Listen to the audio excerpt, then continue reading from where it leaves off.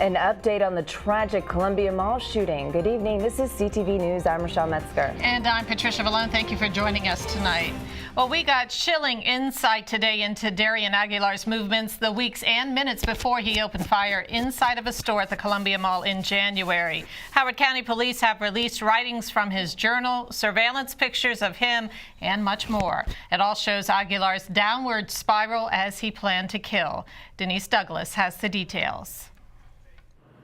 It has been nearly 2 months since the tragic shooting at Columbia Mall, and as you know, there have been many questions about the shooter, what led up to the incident, and so forth and so on. Well, today, right here in Howard County, police provided some chilling answers to what many have been asking. For the first time, we are getting a clearer picture of who Darian Aguilar was and what his motivation might have been. And so this case has produced many questions from our community. How could something like this happen here in Howard County? How was the shooter able to bring a shotgun into the Columbia Mall? Police released new information leading up to the January shooting when Aguilar gunned down 21-year-old Brianna Benlolo and 25-year-old Tyler Johnson. They say he had done countless computer searches on mass shootings, anarchy, other violence, and appeared to be fixated on the Columbine tragedy. In fact, he downloads a video game that's based on the Columbine shooting, in which players, participants, can assume the role of one of the shooters. In his journal, he expressed thoughts of suicide and a desire to kill others, as you can see in this excerpt. He also wrote that he needed mental help and told a doctor last April that he was hearing voices. The physician made a referral to a psychiatrist.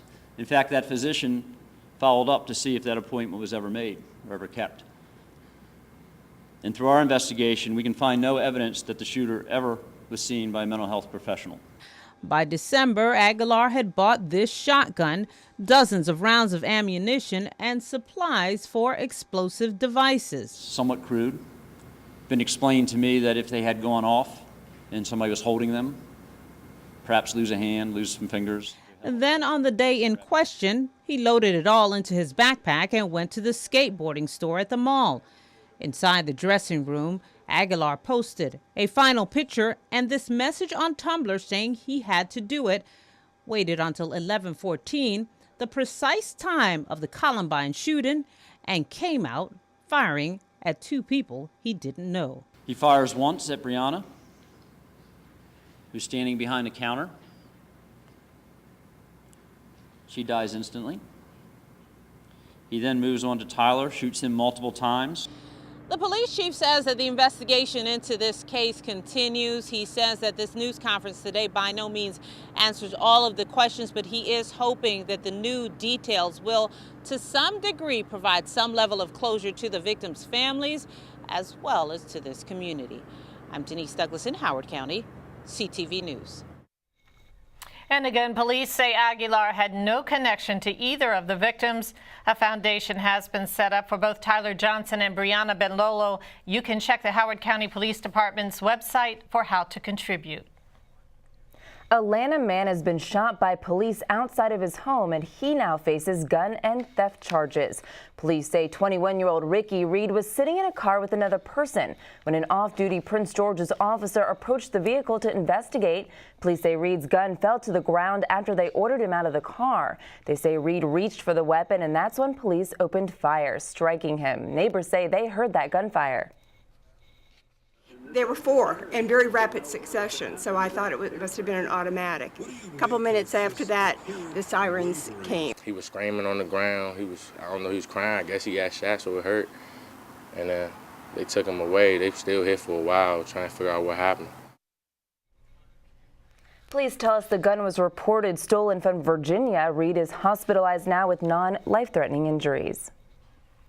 State lawmakers are considering a bill that will speed up the process of filling vacant seats on the Prince George's Board of Education. As Delegate Jolene Ivey explains, the bill will allow the appointee to automatically fill the seat on the board if the county council doesn't confirm the appointment within 30 days.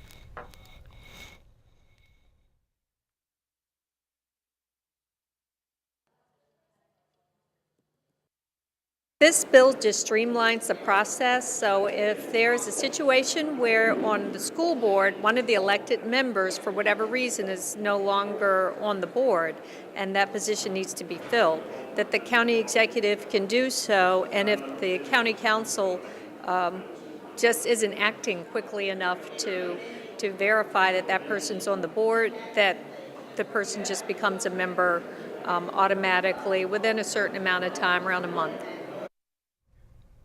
If passed, the bill will take effect October 1st. A woman falls as she crosses the CSX tracks in Beltsville this morning and is struck by a freight train when she's unable to get up in time. It happened just before noon in the 5100 block of Sycamore Road. The woman was taken to a hospital in critical condition. And you're watching CTV News. I'm Rochelle Metzger. And I'm Patricia Vallone.